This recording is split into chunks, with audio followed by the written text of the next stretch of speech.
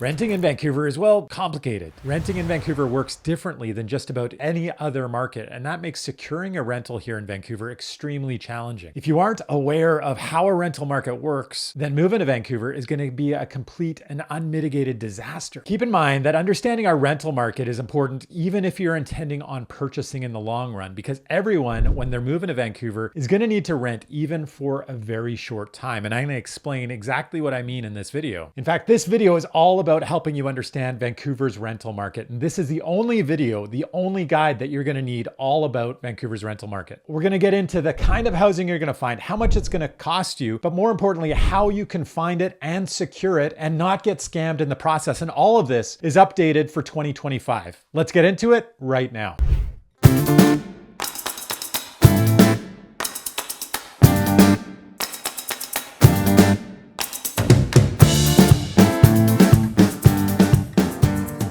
I'm Sebastian Albrecht with the Living in Vancouver BC team, and welcome back to the channel. This channel is all about moving to and living in Vancouver. And every week I put out videos just like this one. This week, we're getting deep into the topic of rentals in Vancouver to help you understand the rental market, which honestly is really critical whether you're looking to rent long-term when you move here or you have the capacity to purchase a home here. But more often than not, when people first arrive, you're going to be renting, whether that is a longer-term rental or a short-term rental. And so without further ado, let's get right into it. All right, so to begin with, I think the best place to start is really giving you an understanding of what kind of properties there are out there to rent. And there's a massive variety, and Metro Vancouver is an enormous area. So there's a lot of variation throughout Metro Vancouver. But the most important distinction that I can really come up with is that they're the two distinct types of properties that you're going to be looking at. One is owned by individual mom and pop type of investors. And so they may own just one property that they rent out, might be a couple, maybe up to half a dozen. I mean, it's unusual in a market as expensive as Metro Vancouver that an individual owns that many properties. And then the other kind of ownership that you might be dealing with are corporately owned properties. And these are typically larger buildings. So typically a building that has 10 plus units in it, that is more likely to be owned by a corporation and is typically an apartment building. Going back to those individually owned properties, it could be anything from a full house to a basement suite within a house or a unit within the house. It could also be a half duplex. It could be a laneway house. It could be a townhouse, or it could be a condo. But they're typically one unit within a larger structure, and the people you're dealing with only own that one unit, most likely. Now, the advantage of this kind of situation is that more often than not, you can have a personal relationship with those people, and that can be a positive. Sometimes it could also be a negative because it's hard to predict how that individual on the other side is going to behave. They're not professionals, and it could be a 75-year-old gentleman who has very particular ideas of how he wants his property managed and how he wants it run, and you're most likely dealing with that individual. They're most likely not hiring a professional property manager just to manage that one property. That is something that's pretty unusual in our market. And as a result, that person, that individual on the other end may not be aware of what all the rules and regulations are. And you can get some unusual relationships, unusual circumstances that aren't going to really be for everyone. Now, it's important when you're dealing with those individual owners that you understand what the rules are, what your rights are, and remind them of it, because not all the time will they be aware. And these rules and regulations change all the time. So that's one of the nuances of renting from those individuals. But one of the, I would say, pretty clear cons of renting from an individual is that you're probably more likely to lose your home as time goes on. Because most people that are individual investors don't keep that property for a very long period of time. Our market is a pretty fluid market in terms of residential real estate. And so one of the key ways that you could lose your home is that a new owner purchases that property and that owner wants to move into the property. As a result, you could lose your home to the owner's use, and you might find yourself on the street. This is a more likely scenario when you're renting from an individual. The other option is renting from a corporation. And so corporations typically will be the people that you're dealing, or the entity that you're dealing with when you're looking at renting in what's an apartment building. Rather than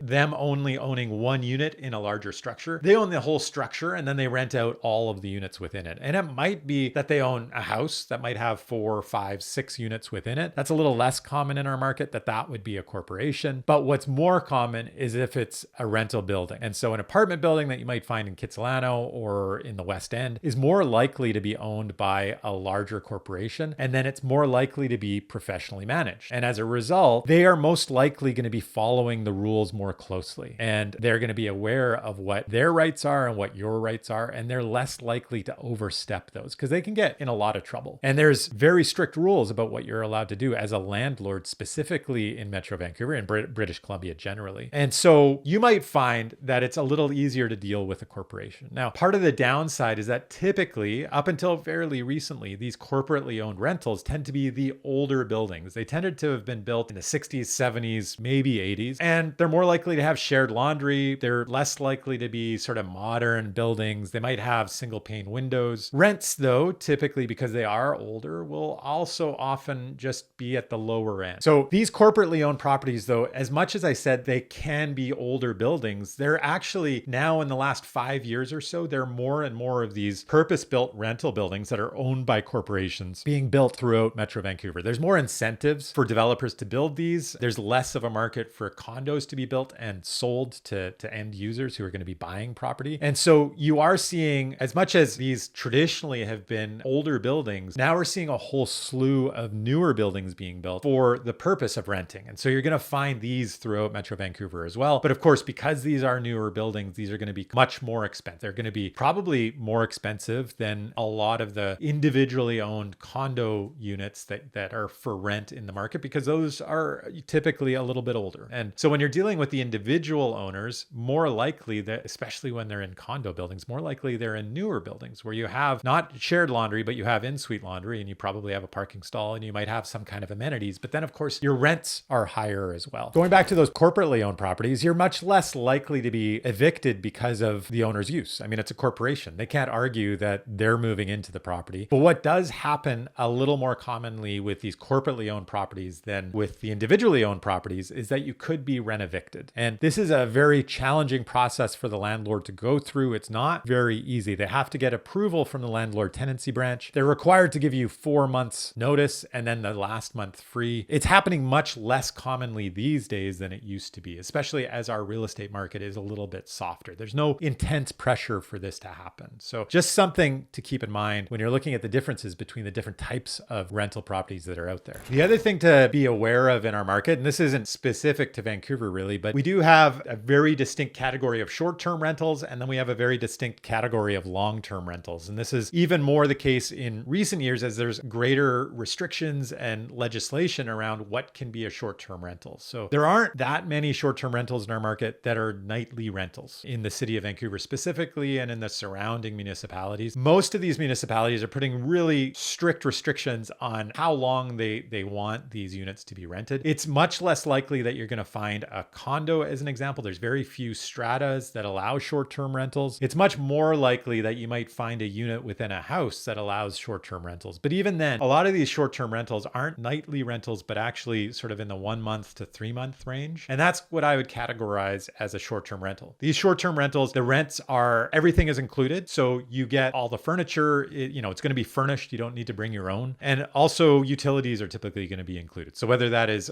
they're all going to have electricity, but you might also have gas included if there's a fireplace or a stove that uses gas or a barbecue, and internet as well. Now, in order to find these, the way that you typically will find them is going through something like Airbnb or VRBO. And there is a little bit of certainty around finding properties that way. There's insurance through Airbnb. People have been vetted through Airbnb and VRBO. So you can feel a little more confident in the people that you're dealing with. And finding one of these short-term rentals is probably easiest way to find something from a distance. And I'm going to talk about that a little more in a bit. But getting a rental in Vancouver is really, really challenging if it's a long-term rental and you're not here physically. So the way to get around this is secure a short-term rental before you get here and use that as a stepping stone. Now, I also just want to mention before I get too deep into that aside from these VRBO and Airbnb options, we also have longer-term hotel stay options. So typically a hotel in Vancouver is going to be a nightly rental, but there are options like Level is a corporation that owns a couple long-term stay hotels in Vancouver where you can rent at a minimum of a month, and you could rent for 6 months if you wanted. And these are furnished. You can bring pets, lots of options like that. So these short-term stay options options, whether it is an individually owned condo that is rented short term, or a suite in a house, or one of these longer term stay hotels. To me, it's an ideal transition into moving to Vancouver because you can do it from a distance. You don't really need to worry too much about getting scammed. And it allows you to move to Vancouver without the pressure of needing to find something that's long term. And it allows you to sort of test drive the neighborhood that you're in, right? And explore the city a little bit. And I would say,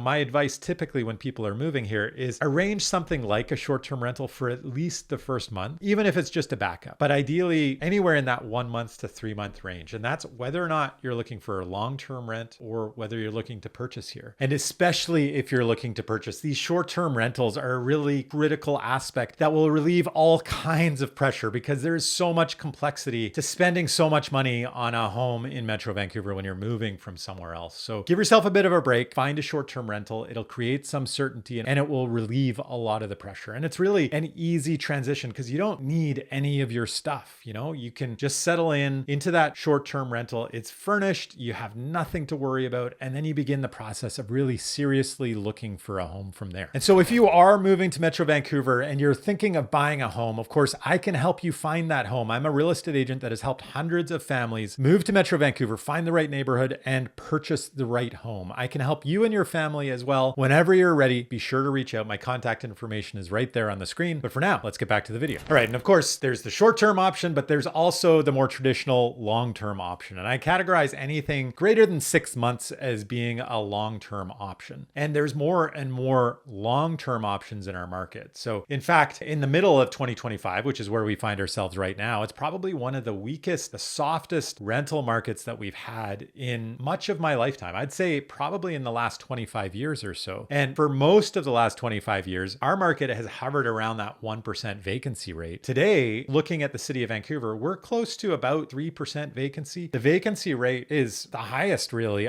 close to the highest that I've really ever seen it. And that means rental rates are down a little bit. And part of the reason is that we've seen, just because of a number of interventions by various levels of government, the supply of rentals in the market has been increasing, and specifically long-term rentals. These rentals typically are, of course, greater than 6 months. They're less likely to be furnished. They're almost always not going to be furnished. And they're also less likely to include utilities. So more often than not, most of the time, unless you're a suite in a house, but most of the time you're going to be paying your own utilities in these rentals. And most of the time you're going to need to bring your own furniture. And as I said, this is the most common option. This is what you're going to find all over Metro Vancouver. So if you're looking for a long-term rental, this is the kind of market you want to be looking at. All right. So now we get into one of the most tricky parts of renting in Vancouver, and that's actually finding the rental. I did mention that our market is relatively soft. It's actually a pretty good time to be a tenant in Vancouver. You have options, they're out there, but the thing that you need to understand is there's nobody that's going to professionally help you find that rental. In some other markets, there's professionals that offer services. They get paid through the process. Similar to the way that I work when I help somebody purchase a property, I get paid by the seller when the transaction happens. That happens in other markets for rentals. Unfortunately, in Vancouver, that's not something that happens. In our system, there's no commission offered to the rental agent. So as a result, nobody is doing that professionally because they're just not getting paid for it. And so if you're moving here, a lot of people find this incredibly challenging, right? You don't know where you're going. You don't know the market at all. And there's nobody that's professionally giving you advice, which is why I make this video, so that I can at least, I can't do this professionally, but I can offer you my insights into the market from my point of view, from my perspective. So if you want to be moving here and finding a rental, you do need to be here physically. Nobody's going to rent to you if you're not already here. And if they're offering to rent to you, more than likely that's going to be a scam. We're going to talk a little more about avoiding scams in a bit, but my number one piece of advice is you have to be physically here. And whether that means, as I suggested, coming here and renting a short-term rental first, you're going to avoid getting scammed, you're going to get your feet on the ground, and then you're going to be able to be here physically searching for property and be able to secure the property that you like quickly, because you can show up at any door at any time. Or if you're able to do a trip ahead of time, so do a little bit of a research trip, right? So let's say you're planning on moving in 3 months. Well, maybe in a month you can come here, you and your wife or your partner can fly up here or over here and do a little bit of scouting and understand the city and get your feet on the ground once again. Now, you're not going to be able to get a rental that far in advance. If that timeline is 3 months and you're here in just a month, you typically can't rent 2 months in advance. You typically have to be here in the month that you're planning planning on renting, or at least at the beginning. If you're looking for a rental on July 1st, you want to be here in June. That's typically the month that you want to be here. If you're here in May looking for a rental that starts July 1st, more than likely that's not going to be possible. You're probably going to have to start renting it sooner and pay for that extra month. And that's something that people do in our market, just to make sure that they can secure the home that they want. Now, more often than not, so if we're not hiring somebody to do this for us, if we're not able to hire somebody that's going to go out and scout and gauge properties for us, how do you find them? Well, for the most part, you're going to be looking at websites. And the best websites to be using are Craigslist and Facebook Marketplace. Those are where the vast majority of rentals are going to be placed, whether they're individually owned or whether they're owned by corporations. Both of those probably are going to double up on both locations. I prefer Facebook Marketplace a little more because their person on the other end is vetted. They're less anonymous. So it's less likely that you're going to get scammed. I'd say a place like Craigslist or any website where people can be basically totally anonymous, that's where there's more likely to be the potential for scams. So just keep that in mind. Then the other option is looking at the MLS, and any realtor's website that interacts with the MLS. There are rentals that get posted on the MLS. We do have property managers that are representing the landlords and they're advertising those units. And so you can search on the MLS, but it's a very small percentage of the entire scope of rentals that are out there that are going to be on the MLS. And more than likely, they're going to be doubling up. They're going to be putting it on the MLS, but they're also going to be advertising on Craigslist and on Facebook Marketplace. There's all sorts of other websites and there's all sorts of apps that are out there, but typically all of these other options, they're kind of aggregators. They're pulling data from these locations and presenting them. And I don't know, if you prefer an app, then go for it. There's nothing wrong with it. It's essentially a middleman and there's no need to deal with that. You might as well just go to Craigslist or to Facebook Marketplace. The newspaper, of course, is another option, but there is a small percentage of potential landlords that are out there. That example that I gave you earlier about the 75-year-old who owns a single rental unit. Well, they're probably not posting on Craigslist or on Facebook Marketplace. And so they're probably still putting ads in the newspaper. Now, this is not going to be your best bet, but it's also one of the unusual things, right? There's not as many people that are going to be scouring newspaper ads as the people that are scouring on the internet. So you might find a needle in a haystack by looking at newspaper ads. And the other way to find a needle in the haystack is just the old-fashioned way of pounding the pavement. And so if you love a particular neighborhood, like the West End as an example, just walk the streets and look for rent signs. And again, those people that aren't quite comfortable with technology, they're not going to be relying entirely on technology. And my mother always reminds me, not everybody has a computer. Not everybody wants to use a computer. Of course, that's typically an older generation, but that older generation is more likely to be the kind of people that,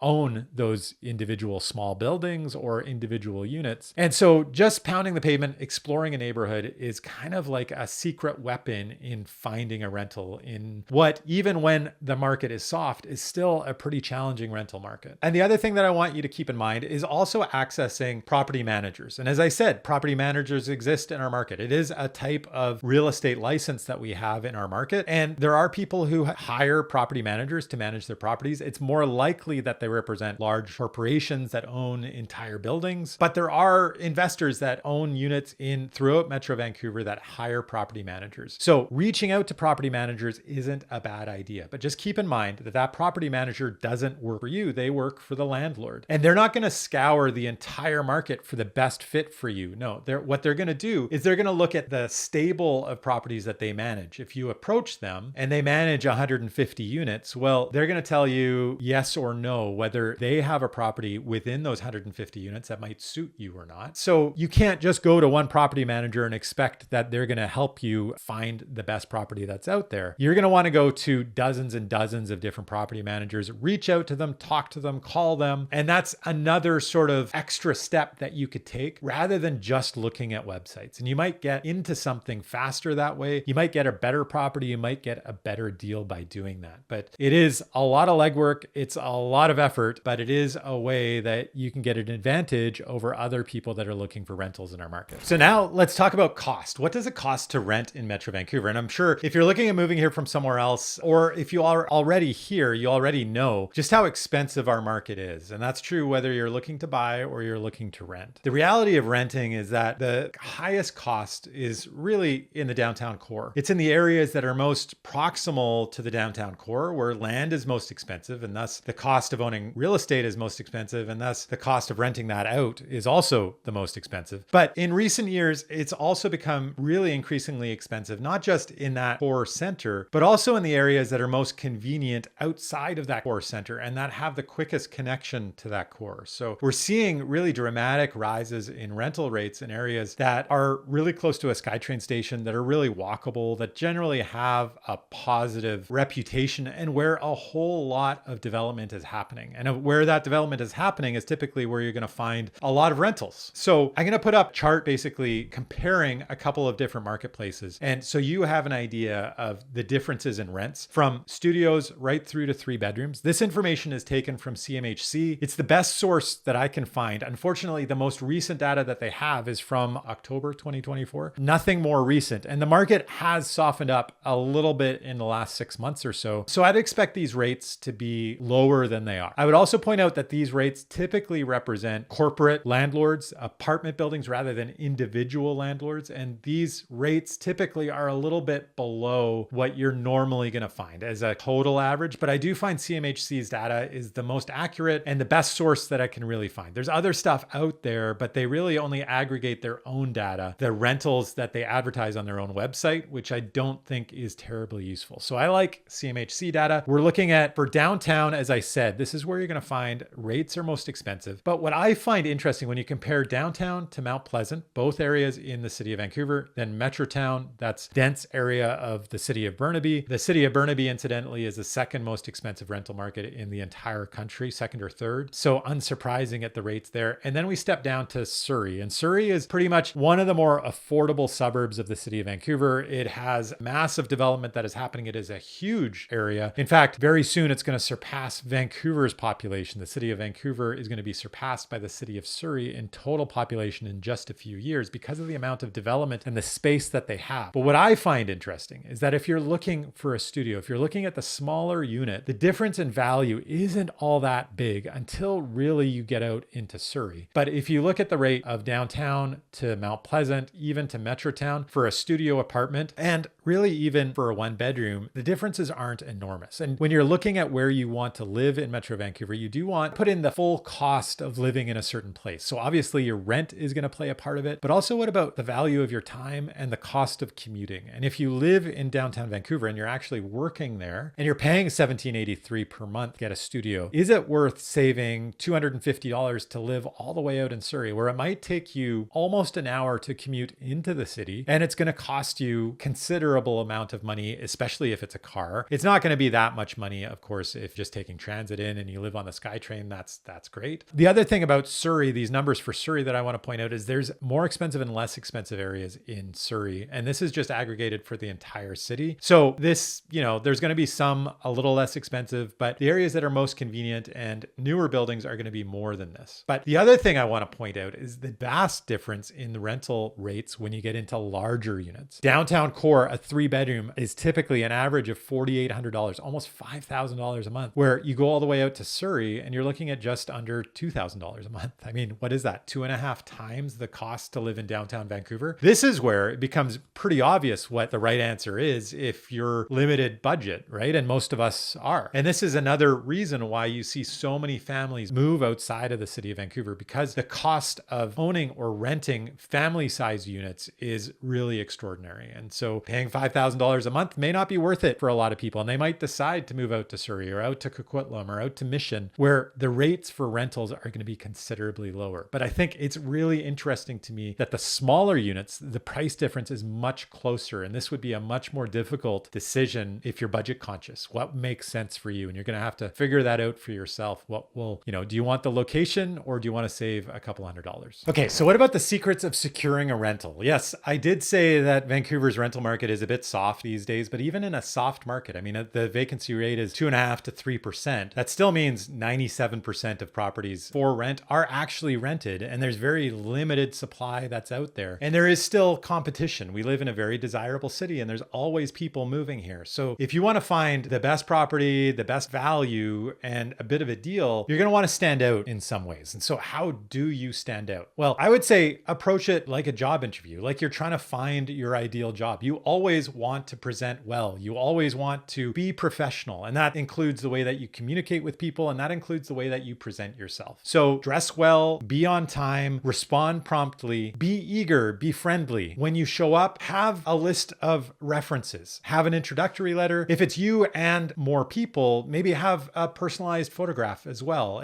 Everything that you can do to kind of humanize yourself and connect with the other person is going to help you secure that rental, right? And be prepared to share credit information, rental history, employment history, a letter of employment. Have everything ready that you know that they could be asking you for. You don't want any kind of delay in the process, because if it is a good deal, if it is an amazing property, somebody else is going to snap that property up before you can blink. The other thing is you really need to be persistent. It's sort of that idea of the squeaky wheel gets the grease. Well, just go after the thing that you really want. And that might be, if somebody says, we're going to get back to you next week, well, check in with them in a couple days. Say, look, I really love that place. I want to make sure that I get this unit. What can I do to get it? And maybe call them again and follow up again and connect with that landlord or the property manager. Try your best. And of course, check websites all the time. You always want to be on those websites, the Craigslist and the Facebook Marketplace, and on the MLS. Always checking for the new listings, the latest listings. The faster that you respond, the more likely you're going to be at the front of the line for the best units that are out there. And most importantly, just don't get discouraged. Even in this rental market that we're in currently, that's a little bit softer. Like I said, it can be competitive and things do move quickly. Yes, maybe the ideal place just got rented and maybe you lost that place, but there will be another. We live in a pretty fluid marketplace. We live in a big city. There are options out there. So I would encourage you just to go at it hard, do your best, be consistent, be persistent, and be professional and friendly. And at the end of the day, you're going to find the right home, the perfect fit. I put this video together basically just to help you. There's nothing that I personally get out of this video. If you're looking at moving to Vancouver and looking at renting a place, I can't benefit professionally. I can't work for you, unfortunately. So this information is completely free. I'm doing this as a public service. But if you'd like to pay me back, if you'd like to give something back to the community, I have an offer for you. I have something that you can do. Later this year, I'm going to be trekking in Cambodia, and I'm going to be doing that to help some of the most destitute people in our community. I'm raising funds and awareness for a women's shelter on the downtown east side. That's the UGM Sanctuary Program, something that I'm very passionate about, something that I've done for a very long time. I've been raising funds and awareness for nearly 20 years for the community. So if there's anything that you'd like to give back to the community as a return the favor for all of the information that I'm providing, I'd really appreciate it. The link's going to be down below. Thank you so much for considering. Let's get back to the video. All right, there's 3 things that can make renting in Vancouver even more challenging. As challenging as the market is, there's 3 things, 3 positions you could be in that could make it even harder. I want to help you navigate that a little bit. So number 1 is coming here and renting with children. I know it doesn't sound great, but yes, the reality is that it can be more difficult to find a rental when you have young children, or actually really children of any age. Most landlords would prefer that you're a single person or a couple. I mean, every landlord kind of has their own quirks, their own ideas of what the best tenant is, and they can make their own decisions about who they end up renting for. Some of these things are a bit of a gray area. Some are actually totally illegal. But the reality is somebody can choose to rent to somebody with kids or without them. It's completely really their prerogative. So if you're coming here with children, you have to realize that there's not going to be every situation that a landlord's going to be super excited to be renting from you. They're going to worry about the noise that's created if they live above, as an example, or if another tenant lives in the building. And if you have 3 young children, as an example, like I have 4 young children, I know that a lot of landlords would be pretty hesitant to rent to a family of 6. They're going to worry about the noise. They're going to worry about the wear and tear on the home. And so that can be a difficult position to be in. The other position that can be challenging is when you're coming here with pets. Not every landlord is going to want to rent to you if you have pets, and most specifically dogs and certain breeds of dogs. And if you have large dogs, if you have dogs that are considered a vicious breed, you might find it more challenging in Metro Vancouver as well to rent a place. And typically, if they do allow pets, they're most likely going to be asking a bit of a premium on rent. And that might be the case with children as well. Now, the thing to note about pets is that some stratas, so if you're looking at a condominium building or a townhouse, those stratas might have their own bylaws, their own restrictions on the kind of pets that are allowed, which might be the breed, which might be the size, or it could be whether it's a cat or a dog or the number of dogs. And if you have 3 dogs, goodness, God help you, because it's going to be very challenging. Typically, the limit is 2. And so more than likely, you're going to need to be looking at a house. Now, stratas typically don't restrict children. There could be restrictions on the age. 55 plus is the restriction that's allowed now, but only one of the occupants has to be 55 plus. And if you're 55 plus and you have young children, it doesn't matter, then you're allowed to rent in that property, but you're still beholden to the specific landlord and their choice, whether or not they'd like to rent to you or not. And so in all of these, in both of those situations, whether you're coming with children or coming with pets, you can't hide it. Don't try and be underhanded about this. Be upfront. Just be honest about it. Offer to let them meet the kids or meet the dog. Definitely have a photo. Give them, maybe you also have a reference letter that sort of touches on it, maybe from your past landlord, or maybe in the case of a dog, a certificate that indicates that they've been through some kind of training. So some sort of assurance of the behavior is basically what might help with the landlord, but also humanizing, once again, with a photo and the opportunity to meet would go a very long way. And so when renting with pets, they can ask for an extra damage deposit, and they almost always will, but it is restricted to just half a month's rent. And that's something you want to be aware of, because if they're asking for more, they're trying to take advantage of you. Now, the other situation, the third thing that you need to be looking for when you're moving here from somewhere else is actually trying to rent from a distance. And as I said earlier, it's practically impossible. It's incredibly challenging if you have to rent from a distance. Most landlords and property managers want to see you face to face, and they have a slew of people that are willing to do that. So they don't need to go that extra step. For them, it's a risk. What they're going to be worried about is that you are trying to scam them, and they don't want to be scammed, and they want to meet you face to face. So there's going to be an expectation that you're present, that you're here in Vancouver, and that you can see the property and shake the property manager or the landlord's hand in person. And that's something that's going to be 99% of the time a requirement. And that's why it's so hard to rent a place from a distance. And that's why renting a short-term rental is kind of a good interim step. And something that I recommend to so many people that are moving here from somewhere else is scour VRBO, scour Airbnb for something that you can sort of use as a stepping stone when you arrive here in Vancouver, just for a short term, and then use that time to really actively figure out exactly where you want to rent in the long term or purchase in the long term here in Metro Vancouver. I just want to make sure that you're aware about a situation in our rental market that frustrates a lot of tenants, and specifically that's how you could lose your home. So there's only two reasons once you sign a lease that you could be asked to leave that property, and it's only if the lease is not a fixed term lease. So if you're basically on this month to month tenancy, in that case the landlord can ask you to leave for one of two reasons, and one of two reasons only. And one is if they want to do a significant renovation on the property, and the other is if it's for the landlord's use. So this significant renovation is typically called a renoviction, and the rules have been tightened up around that, where now the landlord has to go to the landlord tenancy branch and convince them that they need you to get out of the property in order to do this renovation. And if they can, then they have to give you 4 months notice. So that's a very significant amount of time. And not only do they have to give you 4 months notice, but they also have to give you the last month free. So that is one reason that you might be asked to leave. And keep in mind, these rules are accurate in the summer of 2025, and these things do change over time. So I want to put that caveat out there that you do want to double check this information if you're viewing this video down the road. The other reason that they could ask you to leave is if it's for the landlord's own use or a close family member. And in that case, they have to give you 3 months notice and the last month free rent. And this does not have to go through the landlord tenancy branch, but you are able to appeal it if you feel that this has not been done properly, or if they're not being honest. And these days, this is happening much less commonly because the penalties for landlords lying about this are so enormous. And typically what you can get as a tenant in compensation, if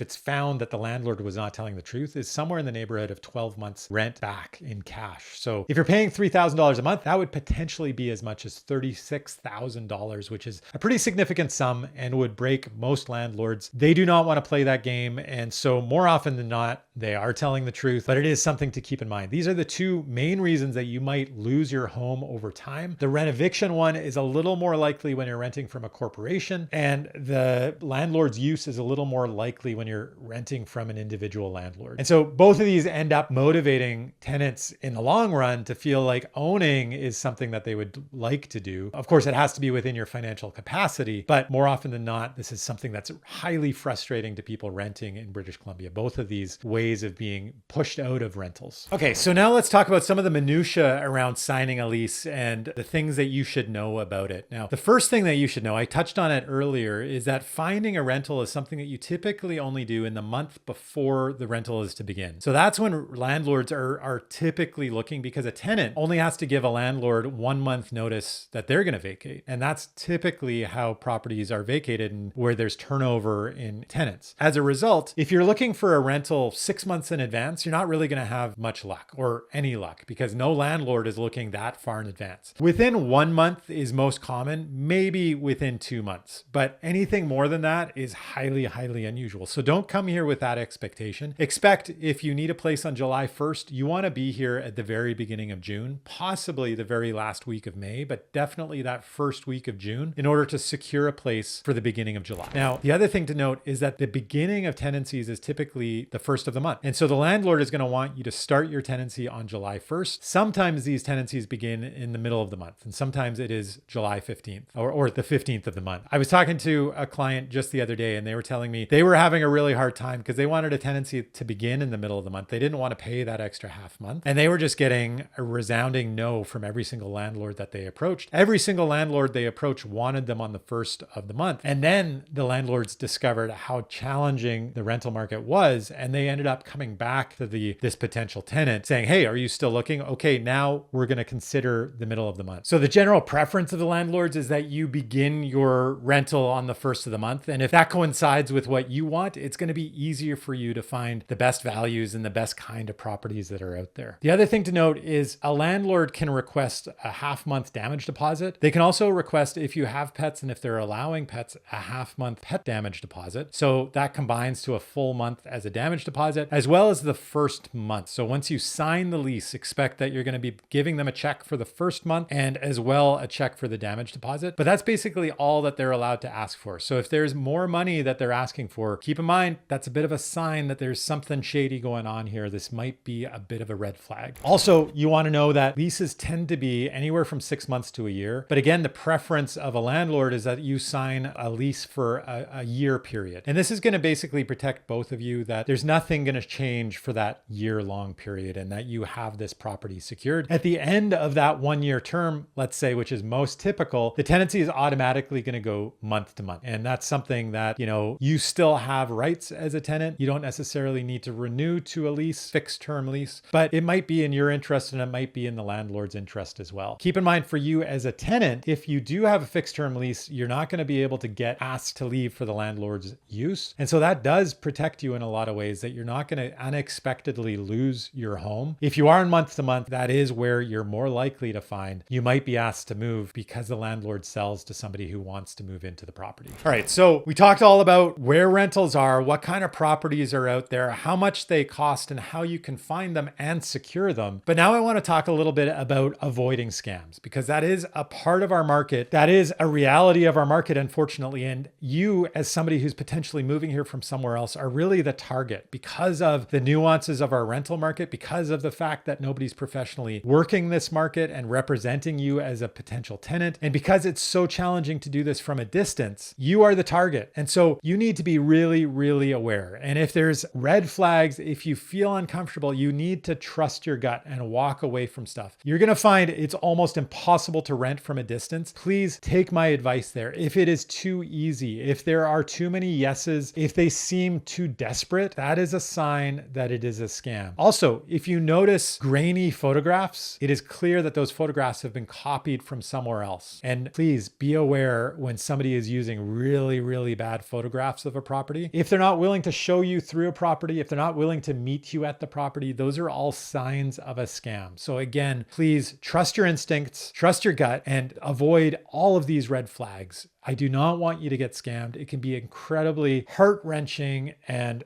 destroy your experience of moving to Vancouver for the very first time. Please come here first, rent a place, whether it's short-term, ideally short-term, and then once you're here, find that long-term rental so that you can actually meet the landlord and you can see them face-to-face and you can see the property. You really need to be able to walk through that property to make sure that you're not getting scammed. And so if you are moving to Vancouver and you're thinking of purchasing a home, whether you're short-term renting in the beginning or maybe renting for a little bit, but ultimately want to own, or you want to start off by owning a property here in Vancouver. Of course, I am a real estate agent that has helped hundreds of families do exactly what you're trying to do. Move to Vancouver, find the right neighborhood, and find the right home. Like I said, hundreds of families, and I can help you and your family as well. My contact information is right there on the screen, and be sure to reach out anytime. Whenever it's convenient for you, however you'd like to reach out, feel free to do that anytime. But if you're not quite ready to make that move and you want to do a little more research about Vancouver, I have have put together dozens and dozens of videos, well over 100 videos, all about moving to Vancouver and living in Vancouver. And that's an enormous database, a treasure trove of information just for you that I really do hope that you explore. So be sure to check out that giant back catalog of videos. But if there's one video I could recommend watching right now, and a video that I loved putting together, it's this video right here, all about some of the worst areas to live in Metro Vancouver, areas you're going to want to avoid, which is really important information for you coming to Vancouver, whether you're renting or buying. Thank you so much for watching this video. I'll see you next week.